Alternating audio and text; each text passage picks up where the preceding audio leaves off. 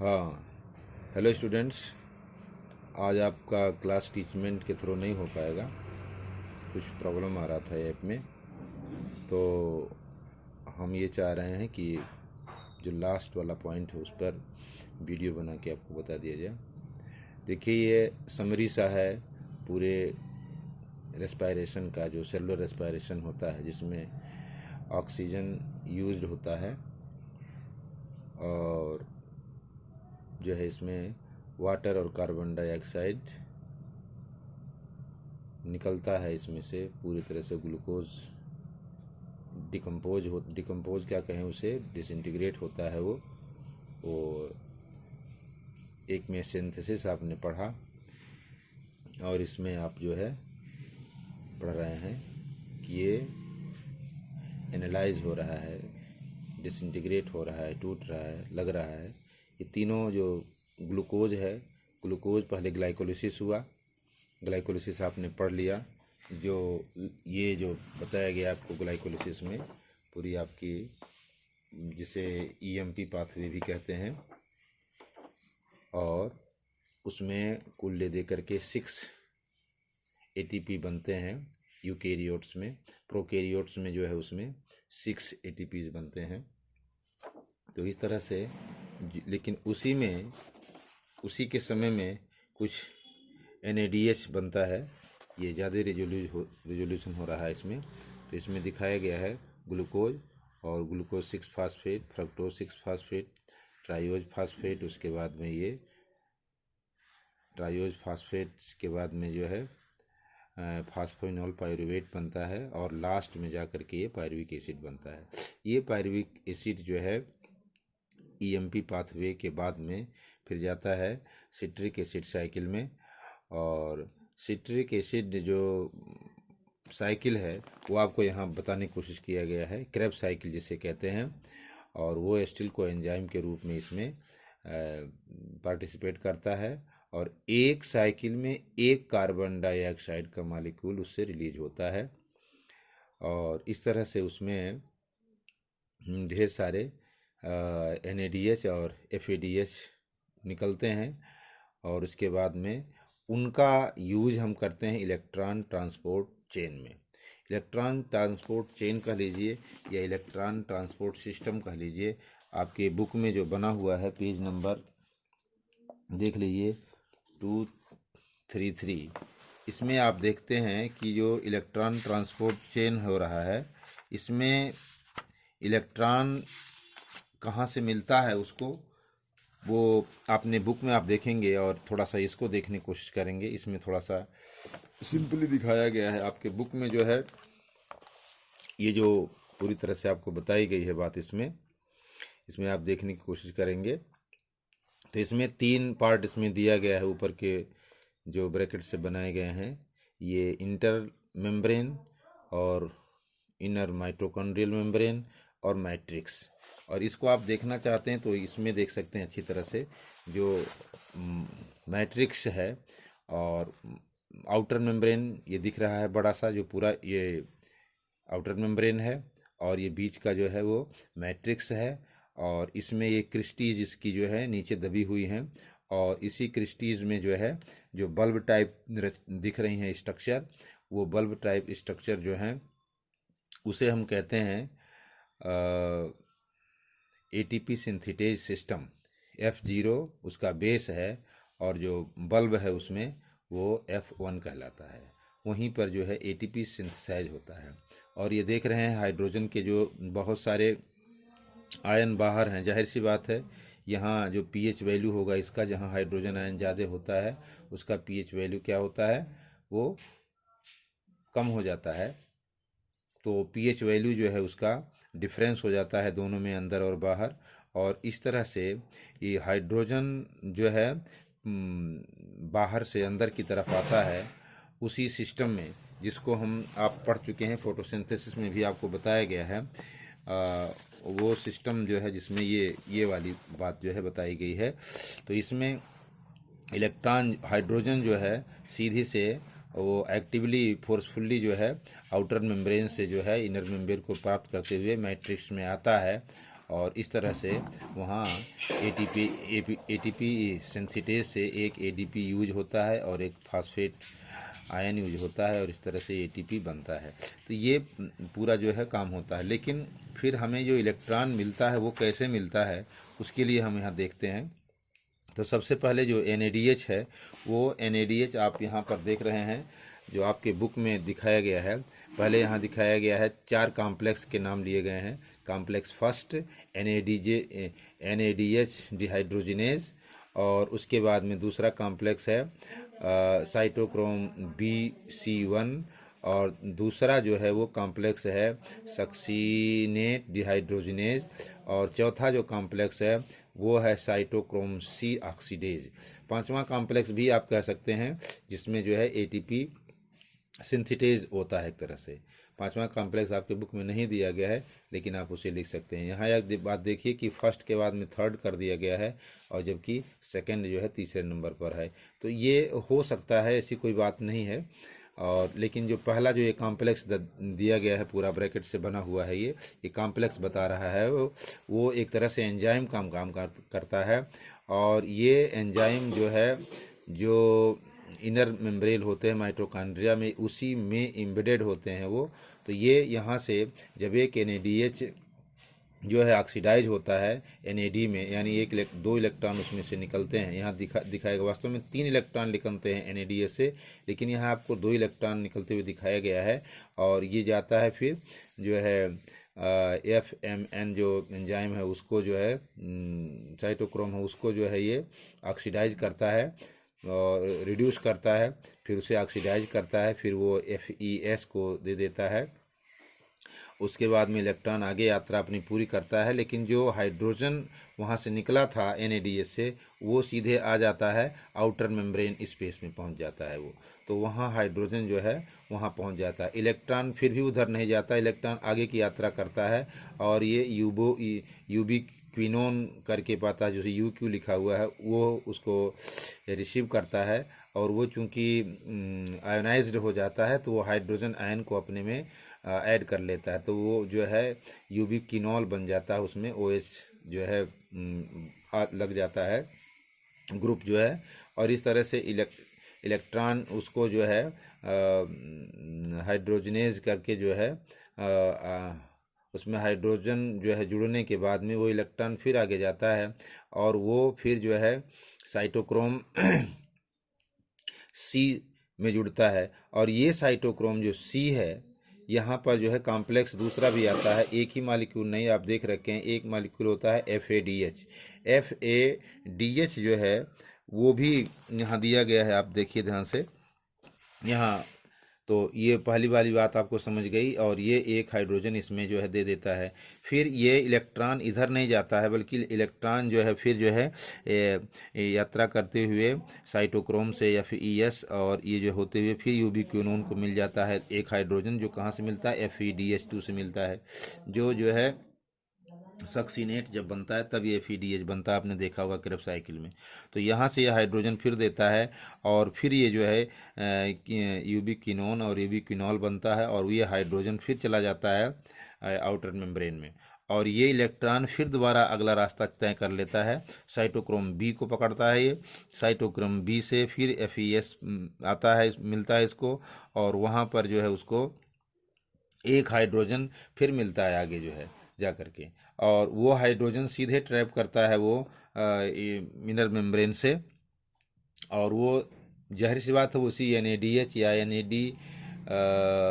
FADH से ही मिला होगा वो हाइड्रोजन। और वो हाइड्रोजन आयन फिर यूबिक्विनोन को मिलता है, इलेक्ट्रॉन पहले उसको मिल चुका होता है, और वो फिर जो है यहाँ आकर के फिर जो है दे देता है हाइड्रोजन को इधर। तो ये एक तरह से रिड्यूस होकर के फिर जो है इसमें से जो इलेक्ट्रॉन है वो आगे जो है साइटोक्रोम C1 को मिलता है, साइटोक्रोम C1 को मिलता है। और आपके जो बुक है, आपकी जो बुक में दिखाया गया है वो भी सही दिखाया गया है, क्योंकि यहाँ पर ये दिखाया गया है यहाँ पर बहुत अच्छी तरह से दिया है। सक्सीनेट जो है फ्यूमरेज, यहाँ पर एक FADH बनता है, तो वहाँ से उसको एक हाइड्रोजन आयन मिलता है जो कि यूबिक्विनोन और यूबिक्विनोल से मिलते हुए फिर ये अंदर चला जाता है। और यहाँ पर जो है सीधे से लेता है, मैट्रिक्स से लेता है ये। लेकिन साइटोक्रोम C1 और उसके बाद में कापर का आयन आता है। फिर जो दूसरा जो कॉम्प्लेक्स है, चौथा कॉम्प्लेक्स है, इसे कहते हैं साइटोक्रोम C कॉम्प्लेक्स। इसमें जो है ऑक्सीडेज कॉम्प्लेक्स, इसमें कापर आयन भी होता है और इसमें साइटोक्रोम A3 भी पाया जाता है। और इस तरह से हाइड्रोजन आयन जो है, ये जो इलेक्ट्रॉन होता है, ये इलेक्ट्रॉन जाके मिलता है फिर उसको ऑक्सीजन को जब ये इलेक्ट्रॉन मिलता है तो ऑक्सीजन जो है आयोनाइज्ड हो जाता है, और वो जो वहाँ पर प्रेजेंट हाइड्रोजन होता है 2H, उससे जो है ऐड होता है और फिर बना लेता है वाटर, जो एक तरह से बायोकेमिकल वाटर जो है तुरंत तैयार होता है, और वो वाटर जो है काम में आता है। दूसरा है, ये सारे हाइड्रोजन जो इकट्ठा होते रहते हैं, जैसे यहाँ दिखाया गया है आपको, सारे हाइड्रोजन जो इकट्ठे होते रहते हैं बाहर मैट्रिक्स में, तो बाहर कंसंट्रेशन बहुत ज़्यादा हो जाता है। इसे ही जो है, यही फिर हेल्प करता है। ये इसको कहते हैं कीमोऑस्मोटिक थ्योरी। ये कीमोऑस्मोटिक थ्योरी को देने वाले थे पीटर मिचेल जो है 78 में इनको नोबेल प्राइज़ मिला था। और ये कीमोऑस्मोटिक थ्योरी में ये होता है कि ये ऑस्मोटिक प्रेशर कह लीजिए बढ़ जाता है हाइड्रोजन आयन का बाहर, और ये हाइड्रोजन आयन फिर तेज़ी से अंदर की तरफ आता है, और जब अंदर की तरफ आता है तो उसमें जो है एटीपेज सिंथेटेज एंजाइम जो है उससे मिल करके F0 और F1 कॉम्प्लेक्स जो बनता है, उसमें ATP का सिंथेसिस होता है। तो यह जो है जो ऑस्मोसिस या कह लीजिए एक तरह से जो हाइड्रोजन आयन ग्रेडियंट बन जाता है। ग्रेडियंट का मतलब यह है अंदर बाहर जो है आयोनाइजेशन में जो डिफरेंस होता है उसे हम ग्रेडियंट कहते हैं। ये बात आपको उसमें भी बताया गया है, क्या नाम से, फोटोसिंथेसिस में। फोटोसिंथेसिस का अगर आप पेज खोल के देखें तो उसमें आपको मिलेगा पेज नंबर 214 में। यहाँ भी यही बात बताया गया, हाइड्रोजन ग्रेडियंट यहाँ दिखाया गया है कि अंदर की तरफ जो है हाइड्रोजन ग्रेडियंट जो है ये ज़्यादा है, कंसंट्रेशन बाहर कम है। तो ये जो है इसी यहाँ भी जो है F0 और यहाँ और F1 कॉम्प्लेक्स यहाँ बनता है, यहाँ दिखाया गया है। और इस तरह से ATP सिंथेटेज यहाँ भी काम करता है, हाइड्रोजन आयन मिल करके यहाँ पर ADP से ATP बनता है। तो ये फोटोसिंथेसिस में भी आपको दिखाया गया है। कुछ ATP जो है उसमें कीमोऑस्मोसिस का थ्योरी यहाँ भी है। तो चाहे फोटोसिंथेसिस हो और चाहे जो है रेस्पायरेशन हो, दोनों में ये बातें होती हैं। तो इस तरह से जो है ये 4 कॉम्प्लेक्स जो आपको बनते हैं, इसमें दूसरे तरह से भी आप देख सकते हैं। फिर ये हाइड्रोजन दोबारा फिर ये जाते हैं और F0 और F1 कॉम्प्लेक्स से होते हुए, और यहाँ पर ATP सिंथेटेज कॉम्प्लेक्स होता है, बनता है एक तरह से, और ये यूज़ करता है एक ADP को, और हाइड्रोजन आयन इसको पहले से उपलब्ध है यहाँ पर, और इस तरह से ये बन जाता है, नया ATP बन जाता है। तो इस तरह से ये जो है इसे कहते हैं हम इलेक्ट्रॉन ट्रांसपोर्ट सिस्टम। और पूरा इलेक्ट्रॉन जो ट्रांसपोर्टेशन होता है वो इनर मेम्ब्रेन माइटोकॉन्ड्रिया में ही होता है, और हाइड्रोजन जो है वो मैट्रिक्स से आउटर मेम्ब्रेन के बीच में कूदता फांदता रहता है। तो इस तरह से जो इलेक्ट्रॉन की एनर्जी है जो यहाँ से चला था, जिसमें बहुत सारी एनर्जी थी, जो कहाँ से मिला था, सच बात यह है कि वो फोटोसिंथेसिस के समय में हमें मिला था, और जिससे ग्लूकोज बना था, और फिर ये ग्लूकोज टूटा तो वहाँ से फिर जो है इलेक्ट्रॉन बना NADH में आया, और NADH जो है फिर जो है वो डोनेट करता है इलेक्ट्रॉन को। तो इलेक्ट्रॉन में जो भी एनर्जी है, जो भी उसके अंदर एनर्जी है, वो जब तक पूरी एनर्जी उससे जो है डिस्चार्ज नहीं हो जाता है, वो एक्टिव रहता है और चलता रहता है, एक साइटोक्रोम से दूसरे साइटोक्रोम में, और दूसरे साइटोक्रोम से तीसरे साइटोक्रोम में। तो इस तरह से बहुत सारे साइटोक्रोम्स को वो जो है लांघता हुआ, उनसे जुड़ता हुआ, और उनको जुड़ता है तो उन्हें रिड्यूस करता है, उनसे छोड़ता है तो उन्हें ऑक्सीडाइज करता है। इस तरह से उनको जो है आगे बढ़ता है और लास्ट में वो जो है ऑक्सीजन से जा करके यहाँ मिल लेता है। और जब वो ऑक्सीजन से मिल जाता है तो ऑक्सीजन से मिलने के बाद में ऑक्सीजन में देखो यहाँ पर पॉजिटिव चार्ज लिखा हुआ है, लेकिन ये जब इलेक्ट्रॉन उसको मिलता है तो उसके अंदर निगेटिव चार्ज हो जाता है। जैसे निगेटिव चार्ज होता है तैसे प्लस आयन वाले हाइड्रोजन चार्ज से वो मिल करके और H2O बना जाता है। देखा, हाफ O2 दिया है और 2H प्लस आयन। जब इसको इलेक्ट्रॉन मिलेगा तभी नेगेटिव आयन होगा, उसके बाद में ये प्लस आयन हाइड्रोजन वाले से मिल करके एक वाटर बना लेगा। ये तो इस तरह से यहाँ दिखाया गया है। आप दूसरे बुक्स में देखिएगा, थोड़ा थोड़ा अलग अलग करके है ये मामला, तो इसको आप समझेंगे अच्छी तरह से। और मेरे ख्याल से नोट बनाइए इसमें और समझिए इसको। और ये जो इसमें जो क्विनोन है और ख़ास करके जो इनका जो वो ग्रेडेशन है, एक कौन के बाद कौन साइटोक्रोम आता है, तो ये सारे साइटोक्रोम को जो है आप इनको इनका क्रम वाइज जो है कैसे कौन इन्वॉल्व होता है आगे पीछे, और इस तरह से इनको आपको याद करना पड़ेगा। अब जो लास्ट वाली बात है ये कि ये सारे मामले होने पर जो है जो बैलेंस शीट बनती है हमें किस तरह से और कितना कितना जो है होता है टोटल हमारे अंदर जो इलेक्ट्रॉन बनते हैं उसके बारे में हम थोड़ा सा जान लेते हैं। तो इलेक्ट्रॉन इस तरह से इसमें बताया गया है कि जो ग्लाइकोलिसिस होता है, ग्लाइकोलिसिस में जो इलेक्ट्रॉन बनने का जो हमारे यहाँ पूरा वो है मामला, उसमें दिया गया है कि ग्लाइकोलिसिस में कुल 8 इलेक्ट्रॉन प्रोड्यूस होते हैं और जो है 2 इलेक्ट्रॉन जिसमें से कंज्यूम भी हो जाते हैं। शुरू में ग्लाइकोलिसिस में आप देखे होंगे फास्फोरिलेशन होता है शुरू में, तो 2 ATP जो है यूज हो जाते हैं और इस तरह से 8 में से 6 ATP बचते हैं, तो 6 ATP यहाँ पर यूज होता है।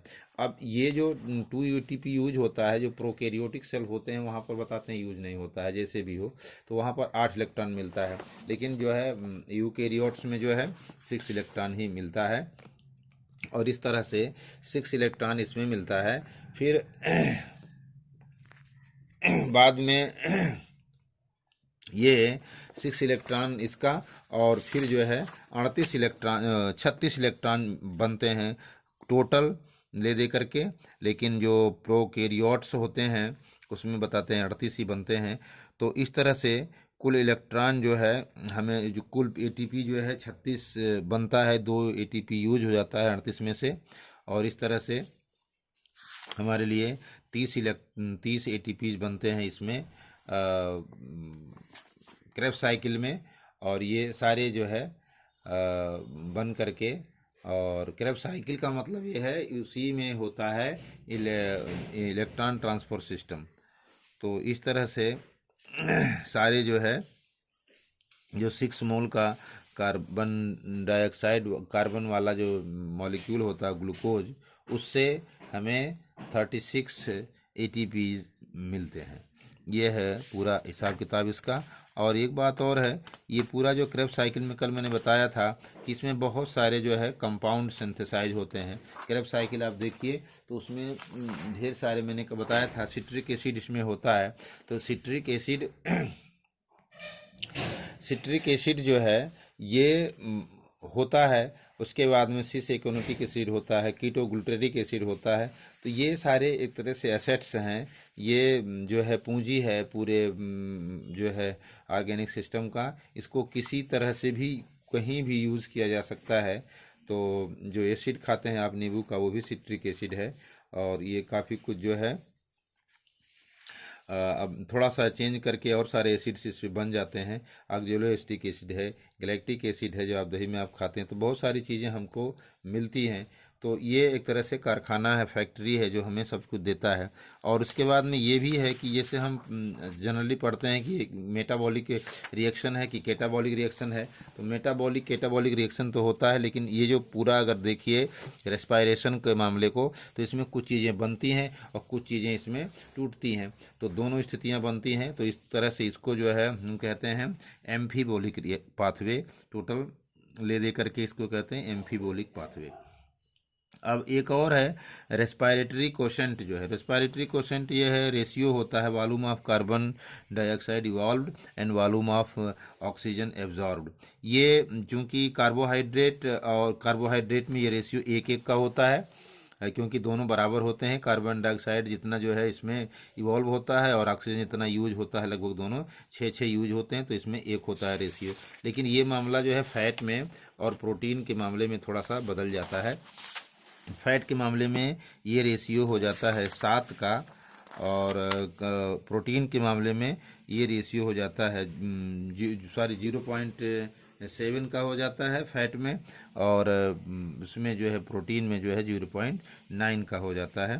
तो ये दोनों का जो है आप देख लीजिए, आपकी बुक में भी दिया गया है इसको, और ज़्यादा चक्करबाजी में नहीं पड़ना है आपको। जो सिंपली जो बात बताई जाती है, ये है समरी आपकी पूरे उसके जो रेस्पिरेशन का, जिसमें फैट भी यूज हो सकता है, कार्बोहाइड्रेट भी यूज हो सकता है और प्रोटीन भी यूज हो सकता है।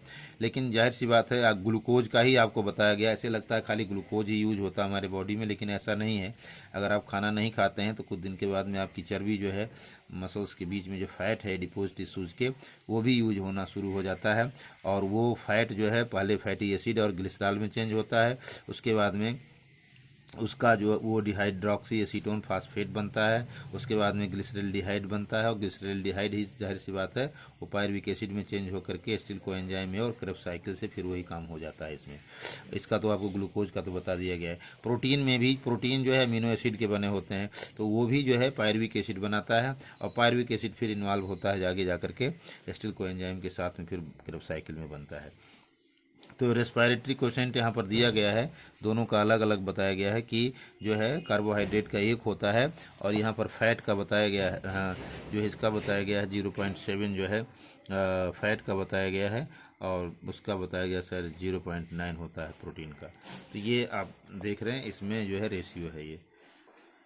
तो मेरे ख्याल से बात समझ में आ गई होगी। और ये मेन चीज़ है, यहाँ अलग से दिखाया गया है जो कीमोऑस्मोटिक प्रेशर होता है, इधर से हाइड्रोजन आयन जो है सीधे अंदर की तरफ आता है, और ये कॉम्प्लेक्स है एटीपी सिंथेटेज जो आपको बताया गया है। इनर वॉल में बहुत सारे इस तरह से स्ट्रक्चर पाए जाते हैं उसमें। तो यहाँ पर एटीपी सिंथेसिस होता है, ये फोटोसिंथेसिस में भी यूज होगा, थोड़ा बहुत बताया गया था, यहाँ बताया गया था। तो मेरे ख्याल से सारी बातें आप समझ गए हैं, और फिर भी अगर आपको संशय है तो फिर मिला जाएगा और होगा। आशा है आप अच्छी तरह से पढ़ेंगे, इसे जानेंगे, और कोई प्रॉब्लम हो तो आप जो है फिर बताइएगा। आज का वीडियो बस इतना ही। थैंक यू बेटा।